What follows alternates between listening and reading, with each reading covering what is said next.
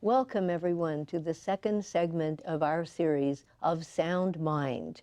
This series is sponsored by the Stanford Alzheimer's Disease Research Center, and it focuses on healthy cognitive aging and dementia. Tonight, we're going to go more deeply into the topic of dementia. What is it? How does it differ from normal aging? How do we evaluate if a person has these kinds of problems or not? And what really is the Stanford Alzheimer's Disease Research Center? What does it do? And how can we participate in the research that it sponsors? I'm your host for this series. I'm Dr. Dolores Gallagher-Thompson. I'm a clinical geropsychologist and professor of research in the Department of Psychiatry and Behavioral Sciences at Stanford. I am joined by our very special guest, Dr. Victor Henderson, who is the director of the Stanford Alzheimer's Disease Research Center. Dr. Henderson is also professor of neurology and of health research and policy. We're very pleased to have you on the show, Dr. Henderson. And tonight we're going to start off by asking you to help the audience understand what really do we mean by the term dementia. Well, thank you. I'm very happy to be here, of course.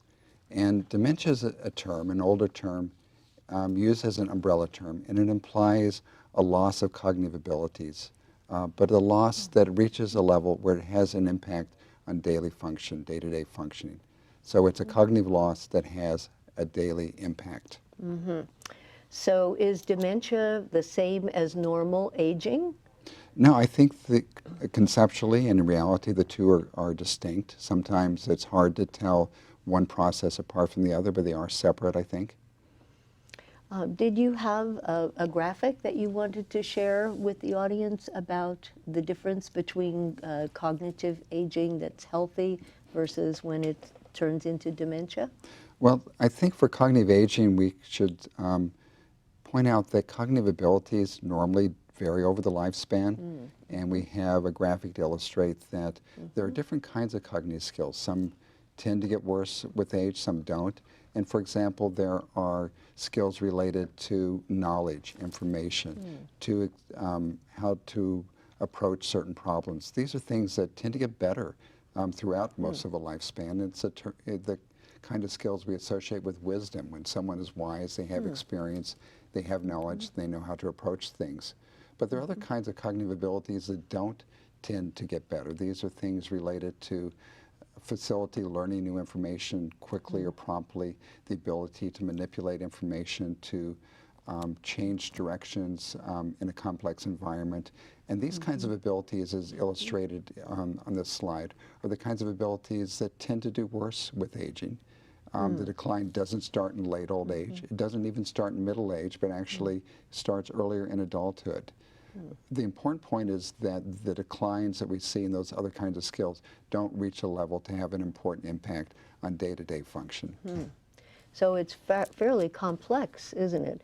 That some skills may remain or even improve over time, and other skills we might find a deficit. But it does sound from what you've said that not all people inevitably develop dementia. Would that be correct? Oh, by no means. Dementia gets increasingly common with age, but certainly by no means does everyone develop dementia. Now, is Alzheimer's disease the same as dementia? Because a lot of people talk about Alzheimer's disease these days, but I wonder, are they synonymous, those terms? No, dementia is sort of a broad umbrella term, and Alzheimer's disease would be one specific cause. It's the most common cause. It's the most important cause, not only because it's most common, but because it's a progressive disorder that ultimately leads to fairly severe disability. And there are certain microscopic changes that would be indicative of this disorder that are distinct from the changes seen in certain other dementing disorders. So what are some of the other common types of dementia? So maybe we can look then at the second illustration, and All the right. top part of that would indicate that the processes I think that are associated with normal cognitive aging are different from those associated with dementia. They don't eventuate in dementia, but abnormal cognitive aging implies the underlying changes of Alzheimer's disease or some of the other causes of dementia, like blood vessel disease leading to vascular dementia associated with strokes or other vascular abnormalities. There are changes referred to as Lewy bodies, which in the brainstem, a part of the brainstem, can cause Parkinson's disease, but in the cortex can lead to a different form of dementia. And there are other changes associated with the so-called frontotemporal dementias. The important point is, anymore, the neuropathologist is able to identify a cause or an overlap of cause for almost everyone with dementia. So normal cognitive aging would refer to the kinds of changes that don't lead to dementia, that aren't associated with these causes of dementia, but the processes with dementia are distinct. Okay, so it sounds like there are definite brain changes that are associated with Alzheimer's and with these other forms of dementia. Absolutely. Yeah, so that would mean that it would require a specialist probably in order to be able to do a thorough evaluation.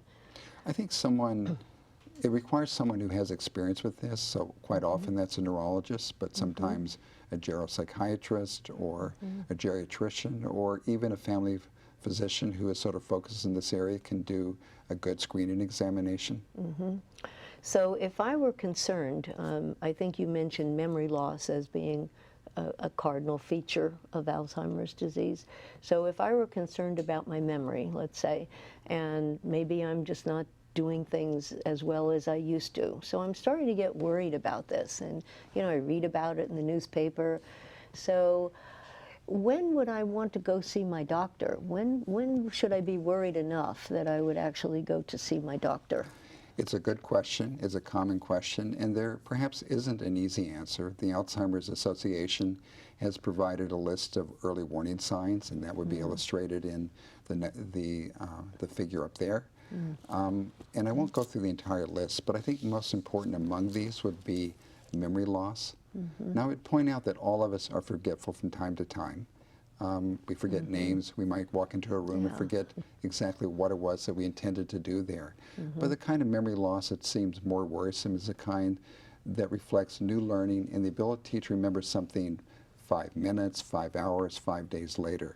So someone who repeats questions, who can't remember appointments, has to use lists and is sort of lost without lists. That would be sort of an indication that maybe there's something going on that exceeds what is expected on the basis of usual cognitive aging. So these would be some of the signs that I would look for, or a family member might look for in me if they were getting concerned about me. Right, and certainly not everyone with concerns has early dementia, but it's a reason to seek evaluation to find out if there's something more important going on. So if I went to my doctor, and I expressed these concerns, and maybe the family member did as well, what would be done? What kinds of tests, or how would the evaluation be conducted? So there's a simple outline that I've made, but I think the most important part comes from the history. The information provided by the patient herself or himself, and also by a family member or other informant. And the reason why the informant is important is that sometimes people don't know what they're not remembering. And it's sort of good to have another perspective in that and to provide that point of view. On the other hand, a lot of us notice small changes that occur with normal aging, become overly concerned about, and the family member can provide a different form of perspective. They might say, yes, I do notice she's a little bit more forgetful, but so am I, and so are all of our friends, and what I'm seeing here is no different than any of the rest of us. And that perspective is important as well. So that could be reassuring. So just because I'm worried about my memory and my cognitive function doesn't mean I have dementia. Oh, by no means. Yeah. And the history would then be followed up by an examination, a physical examination, a neurological examination, some sort of testing of memory and other cognitive skills, some sort of assessment for mood, because depression often is associated with some cognitive slowing, as well as increased concerns about one's cognitive abilities. If there is additional concern, then laboratory tests are often done. And I've read that a lot of people get MRIs these days. So is an MRI fairly typical also? And what would that be used for? What would the MRI provide? I think an MRI is useful, or a CT scan, if there is concern that there's something going on beyond normal cognitive aging. So an MRI provides a structural image of the brain and would provide information about some other disorders that can affect cognition. It wouldn't show Alzheimer's disease specifically. It's more important in ruling out other possible contributing factors. So does it ever happen that some of these changes that you see might be caused by something other than a dementia? Well, I think it's quite common for people to be concerned about memory, and there is no dementia there. And there are also other things, of course, that might be going on. Some of these aren't so common, but sometimes nutritional deficiencies, B12 deficiency, for example, endocrine disorders like thyroid disease can affect cognition. If someone does have dementia, it's certainly not always Alzheimer's disease, and these other tests help try to narrow down or focus on what the underlying disorder really is. So it sounds like perhaps some disorders can be treated if it's not Alzheimer's, which there is no effective treatment for at the present time, I understand. But if it were something other than that, and these tests were done and helped to show that and clarify it, that would be very useful for the person to know and for the physician to know, because presumably then that condition could be treated.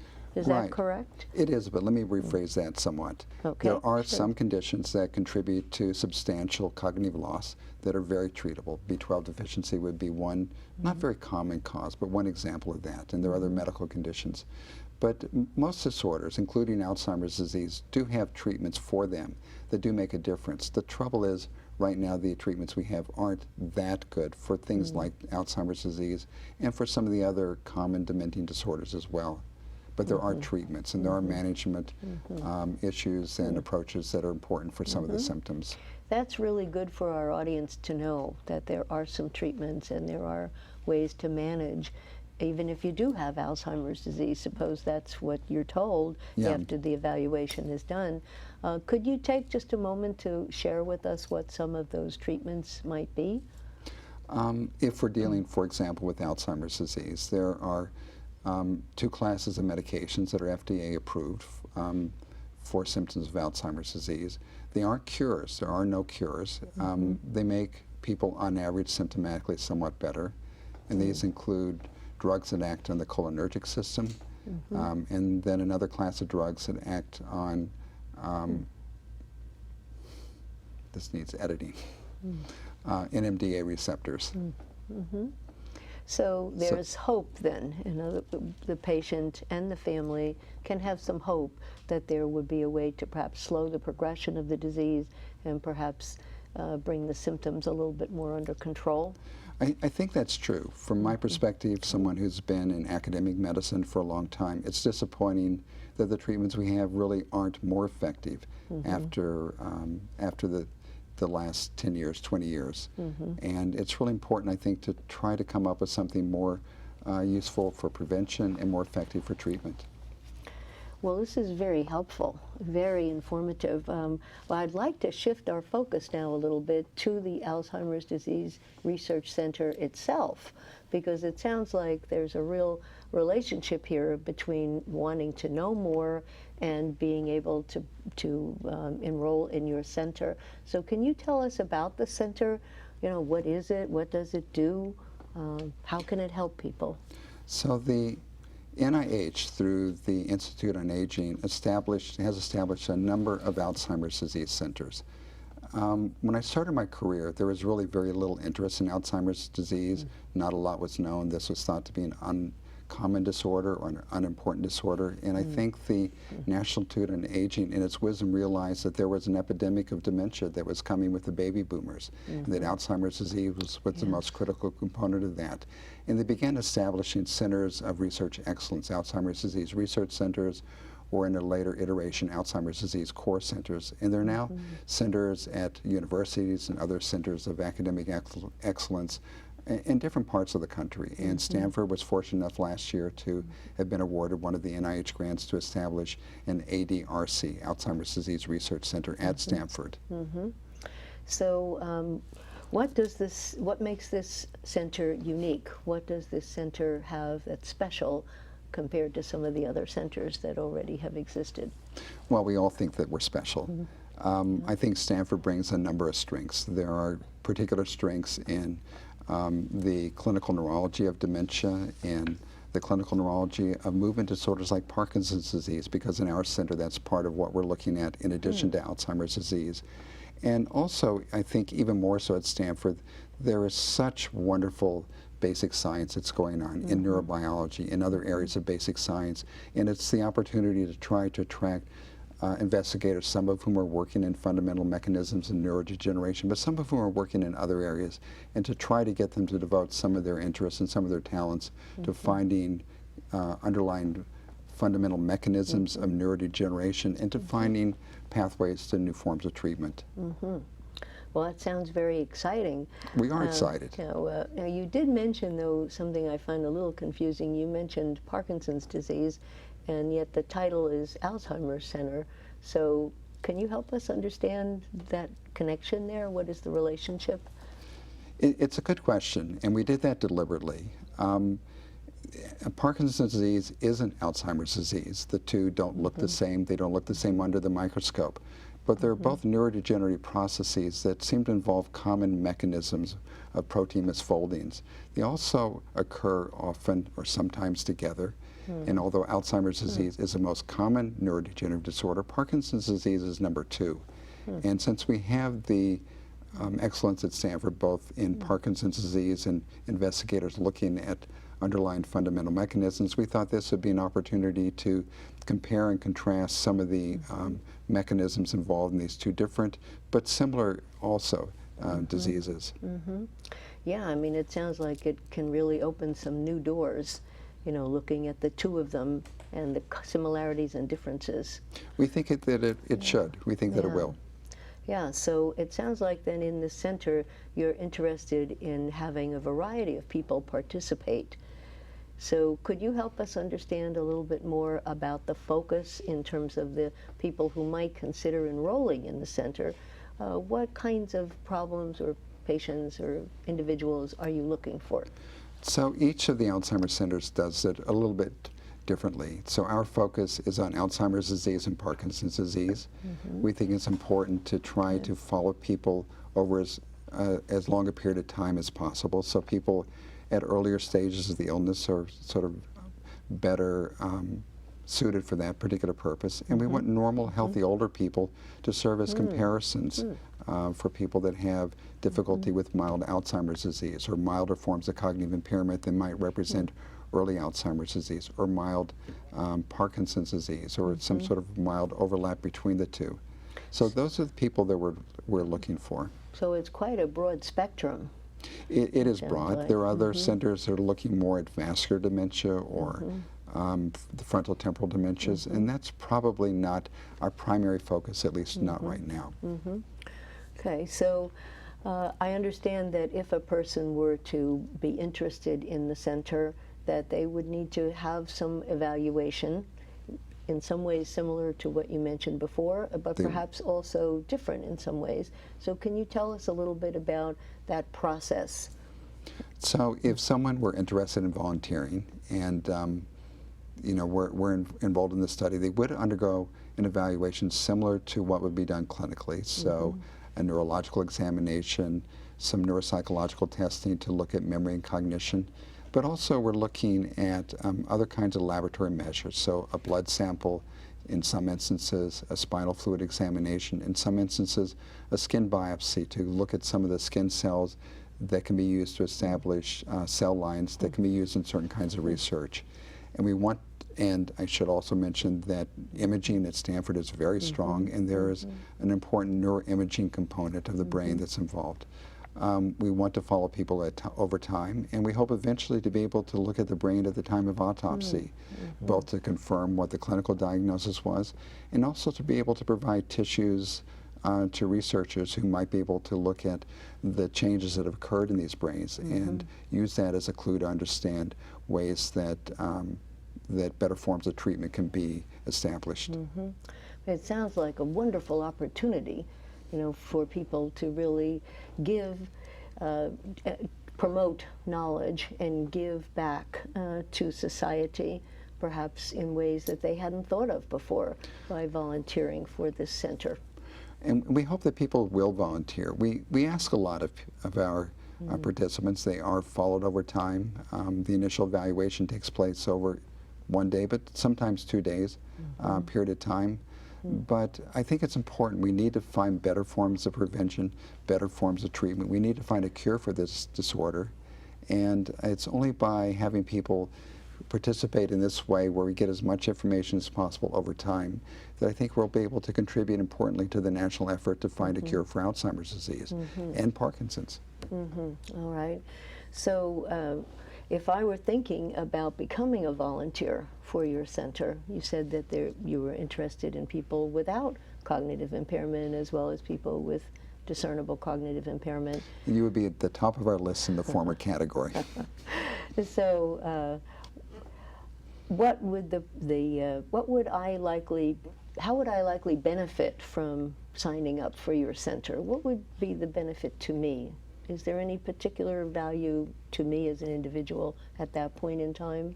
I try not to oversell the benefit, but I think the fact that one is doing something important to advance knowledge in an important field that affects a lot of us, to find a cure during our lifetime, or if not our lifetime, then a cure that will be available for our children. I think at the same time we try to provide it, to give as much back as we can to our participants, to keep them informed about latest research findings, to offer resources and referrals where we can. But I think the underlying motive is often altruism. Well, I think that's probably a very good place to help people understand what they can do if they would really like to volunteer, or if they have questions about the center. So I want to thank you very much for the time that you have spent and your very clear explanations of a complex area, very complex. And I would like to end our show by asking people in our audience to consider, what can you do to help us in this battle against Alzheimer's disease? Alzheimer's disease is a terrible disease in all of its, and the associated dementias as well. So I'd ask you to consider volunteering, because you may very well fit into one of the categories that Dr. Henderson talked about. If you're not sure, that's fine. If you look at the lower third of your screen, you will see our phone number, and we invite you to call that number and speak with Christina. Christina will be happy to answer your questions, and she will let you know if you would be eligible for enrollment in the center. We hope you will take this opportunity. We hope that we can all, working together as a community, eventually create a world without Alzheimer's. And the way to do it is through research. That really is the path that we need to follow. And so we invite you to consider seriously this invitation. And thank you very much, and we look forward to seeing you next time. We will be doing a segment on music and the effect of music on Alzheimer's disease, how it can improve quality of life of persons with dementia and their family caregivers. And another upcoming segment will be on Parkinson's disease. It will focus entirely on that. And then finally, in the fall, we will have a panel of caregivers, family members who are providing care to the individuals suffering with these different disorders. And they'll be sharing their experiences with us. So we hope you will continue to view our series of Sound Mind.